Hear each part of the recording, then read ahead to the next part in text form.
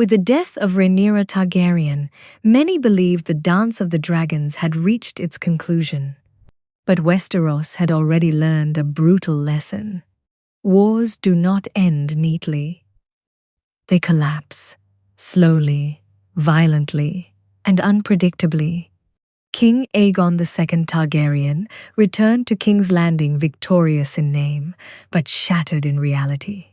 His body bore the scars of fire. His mind carried the weight of endless war.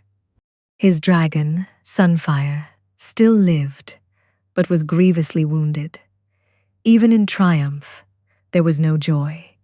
The city he reclaimed was starving. Its people were exhausted. Its nobility was fractured. There was no throne worth celebrating, only a kingdom that had been hollowed out. Rhaenyra's death did not end the Black faction. Her surviving supporters refused to submit.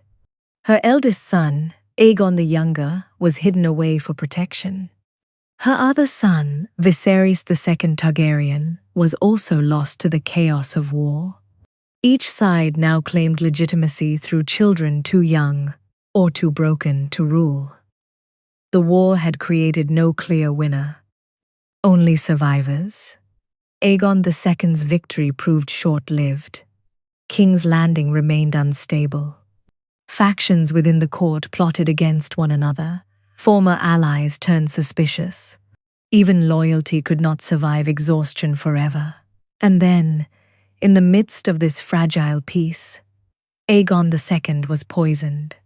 The identity of his killer remains uncertain in Fire and Blood. Some blamed former Black loyalist. Others suspected Greens who saw him as a liability. Some even whispered darker theories involving hidden conspirators within his own household. What is certain is this: the king died alone, and with him, the last direct challenger to Rhaenyra's children. As the war wound down, one final dragon still lived. The once mighty species had been reduced to a handful of exhausted survivors.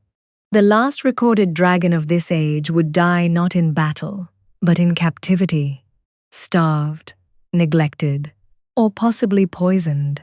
Its death marked the symbolic end of an era. Westeros would never again see dragons in the skies. The Age of Fire had ended. With both claimants gone, the remaining lords faced a grim reality. There was no clear victor. No unquestioned ruler, only children of dead kings. After much negotiation and exhaustion, the realm accepted Aegon the Younger as king. He was young, quiet, traumatized by war and loss. Unlike the conquerors before him, he did not inherit dragons, he inherited ashes. Aegon III would later become known as the Dragonbane, not because he destroyed dragons, but because he lived to see them all die. His reign began in silence. No celebrations, no great feasts, only mourning. He avoided dragons, feared them, hated them, and perhaps most tellingly, never attempted to restore them. The Targaryens had once ruled through fire and blood. Now they ruled through memory. The consequences of the dance were irreversible.